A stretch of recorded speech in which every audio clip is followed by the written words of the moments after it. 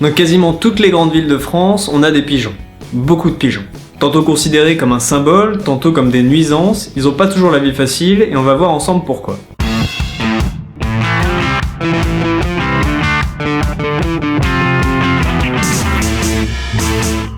En fait, il n'y a pas qu'une seule espèce de pigeon, mais plusieurs. Mais celle que l'on retrouve le plus dans les villes de France, ce sont les pigeons bisets.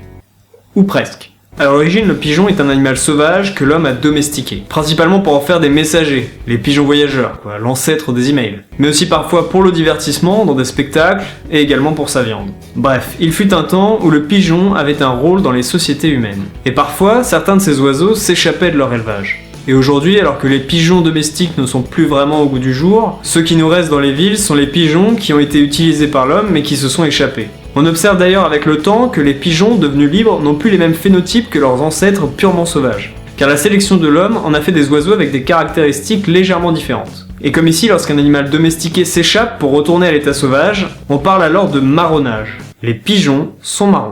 Et de nos jours, ils vivent avec nous et font partie du décor. Alors certaines personnes pensent encore que des moineaux sont des bébés pigeons, c'est faux. Le moineau est une espèce complètement différente. Mais dans ce cas-là, où sont les bébés pigeons ? Alors si on les voit jamais, c'est parce qu'ils restent dans leur nid 30 jours après leur naissance. Effectivement, au début, ils n'ont pas de plumes, donc ils peuvent pas voler, et donc ils restent dans leur nid. Ils ont d'ailleurs une drôle de tête, on dirait même pas un pigeon.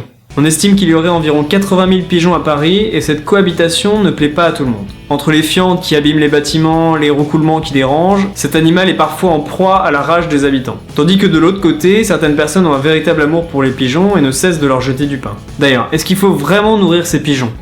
La question se pose. Si vous leur donnez du pain, alors vous les aidez à se nourrir et donc à survivre. Mais en même temps, le pain n'est pas idéal pour leur alimentation, et le fait de les aider, c'est favoriser la surpopulation des pigeons, une surpopulation qui crée alors des conditions sanitaires déplorables pour ces oiseaux et qui est propice au développement des maladies. Alors est-ce qu'il faut aider les pigeons que l'on rencontre si, au final, ça va nuire à l'espèce ? Et c'est une question qui ne se limite pas aux pigeons d'ailleurs, on pourrait se la poser pour toutes les autres espèces.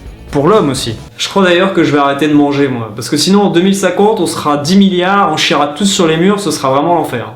Le maire de Paris a tranché ce débat en interdisant le nourrissage des pigeons et en mettant en place des amendes pour ceux qui ne respecteraient pas la loi. Et si la mairie met en place ce genre de contravention, c'est parce que les pigeons leur coûtent cher, pour le nettoyage des bâtiments par exemple. Le but est de réduire la population des pigeons afin de régler le problème, mais d'en laisser un certain nombre parce qu'ils sont quand même utiles pour nettoyer les rues. Ce sont souvent eux qui ramassent les graineries après les mariages par exemple. Et dans les grandes villes de France, on a alors une espèce de capture aux pigeons qui s'est créée. Un peu comme Pokémon Go quoi, sauf que là, une fois que les roucoules ils sont capturés...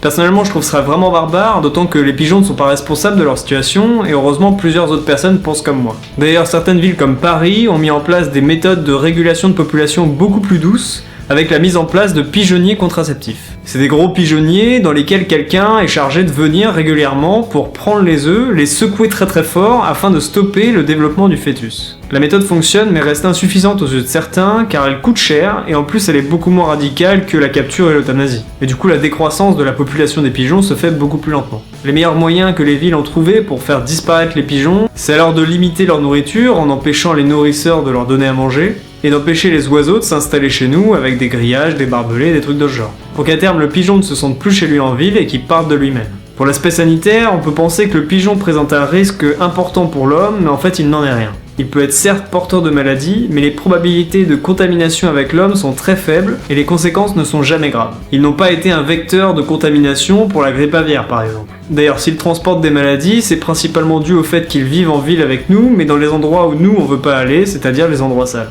Voilà, si cette vidéo sur les pigeons t'a appris 2-3 trucs, n'hésite pas à le dire en commentaire, à la liker et à la partager. Tu peux aussi t'abonner à la chaîne si c'est pas déjà fait pour ne pas rater les prochaines vidéos. Et moi je te dis à très bientôt.